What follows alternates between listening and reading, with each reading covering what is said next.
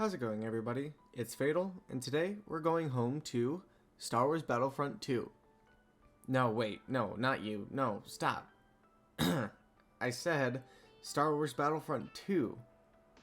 Perfection. Battlefront 2 2005 is one of the core memories of my childhood. It's a game that I played with all my friends, with my parents, and even with my grandparents once or twice.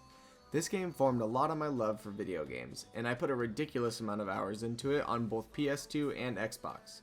Created by Pandemic Studios, this game had a very simple premise, but I'll be damned if it wasn't one of the most fun games that you could play in the 2000s.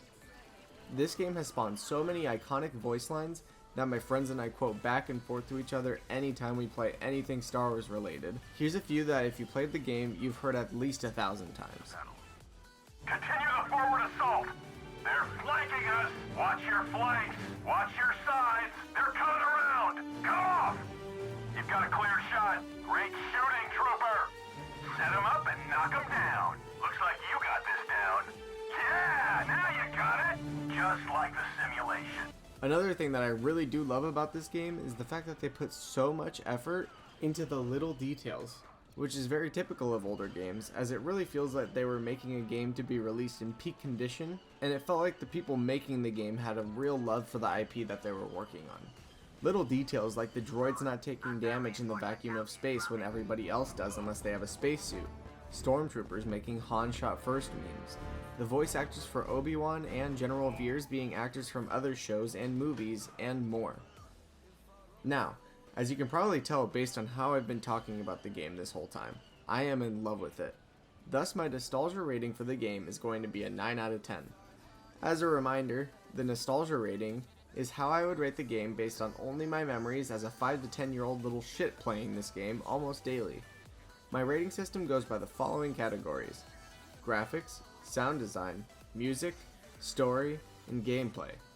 And after I explain my ratings for each of the categories, I will take the scores, get the average, and that will be our overall rating for the game in the present day.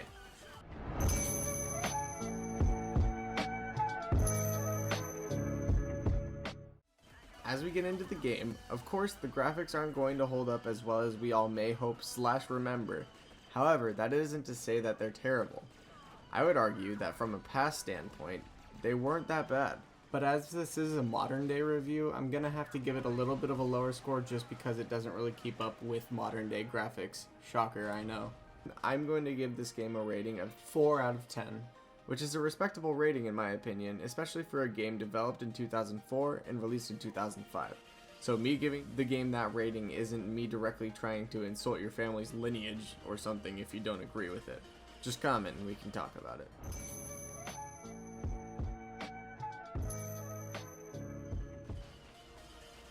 Next up is the sound design.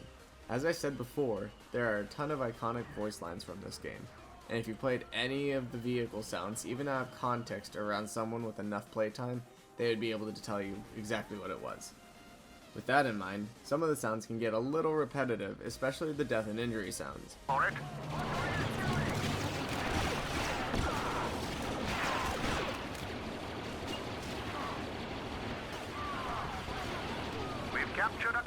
When you get damaged too fast in this game, the sound for getting hurt just keeps on looping back over and over on itself until you either die or it has enough time to actually play out.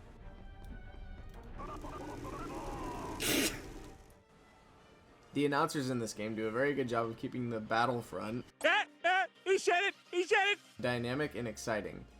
And the sounds of the weapons, vehicles, and turrets are all very good in my opinion. However, there are a lot of memes that are around about the announcers in this game just saying the same thing over and over.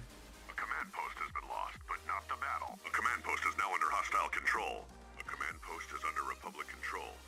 I would rate the overall sound design in this game as being a 7.5 out of 10.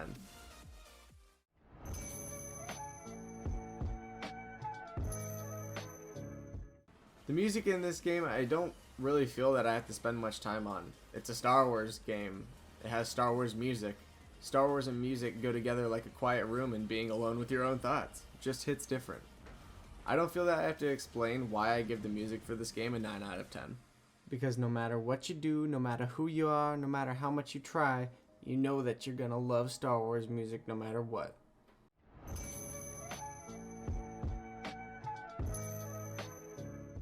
The story in this game is a very unique one, as it is told from the perspective of a retired 501st Legion clone, going from the assault of Geonosis all the way to the youngling slaying Boogaloo in the Great Jedi Purge of the original trilogy.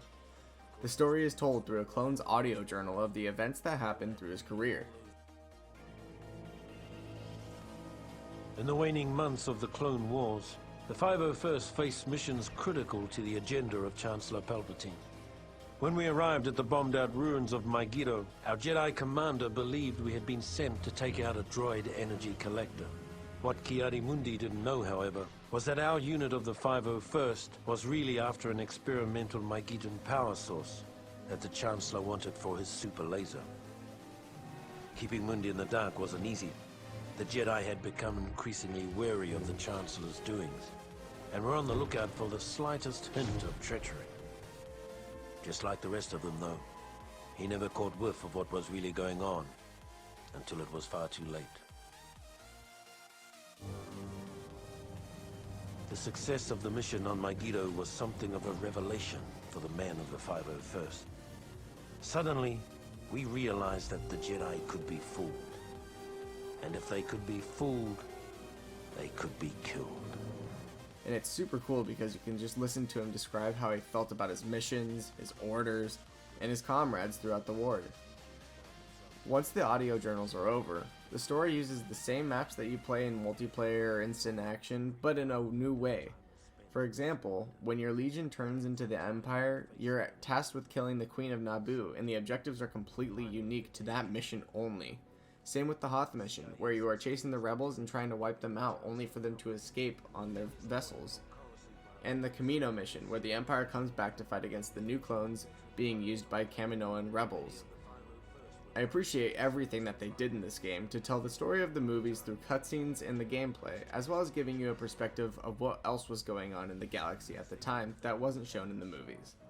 It is important to note, yet again, that the story in this game isn't canon. But not to worry, that role has been secured by Iden Versio, the Inferno Squad, and the amazing story of the new Battlefront 2's campaign? Thank you, Disney. Either way, Disney's transgressions against humanity cannot make me change my mind on how I feel about this story. Sometimes it does feel a little bit clunky, but either way, it's still a really good story in my opinion. And that's why I'm giving it a 7 out of 10.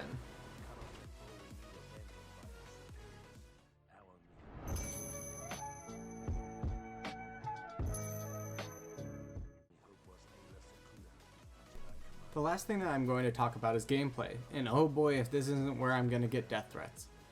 As I play Battlefront Classic nowadays, I can't help but get a little bit bored after playing for a while.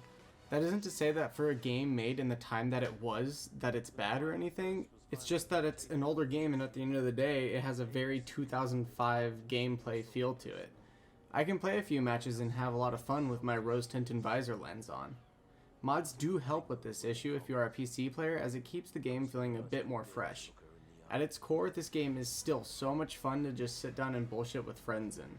Part of my boredom in Days of Late may stem from the fact that I know just about every cheese, quirk, and every single little thing that there is to know about playing this game, and it's just become second nature, and I also don't tend to play with friends when I do play the game, so I may need to just start playing it that way in the future.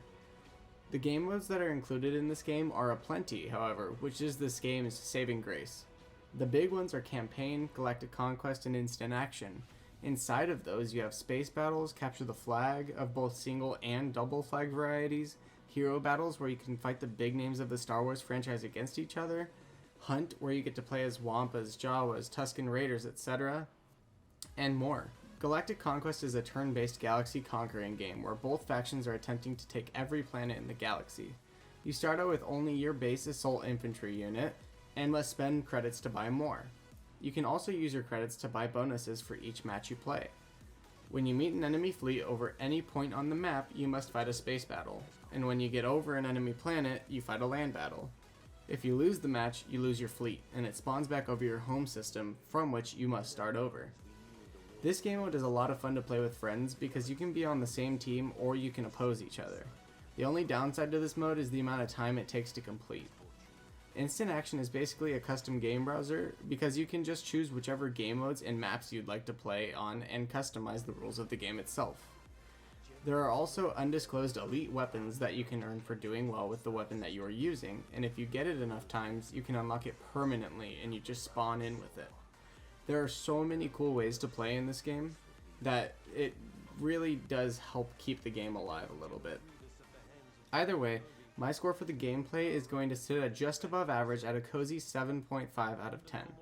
After playing this game again for the review, I'm definitely going to have to give it another shot and try out some new mods that are out there as well. With all of those scores being in place, the overall modern day rating of this game is going to be a 7 out of 10, falling just behind Republic Commando as our number 2 rated nostalgia reviewed game. Yes, there are only 2 so far, but I'm going to keep a running top 3 leaderboard of all the games that I nostalgia review, so look out for the next one soon. With all that being said, if you liked the video, please consider liking and subscribing and sharing it with a friend or two. With that being said, this has been Fatal. Have a great day.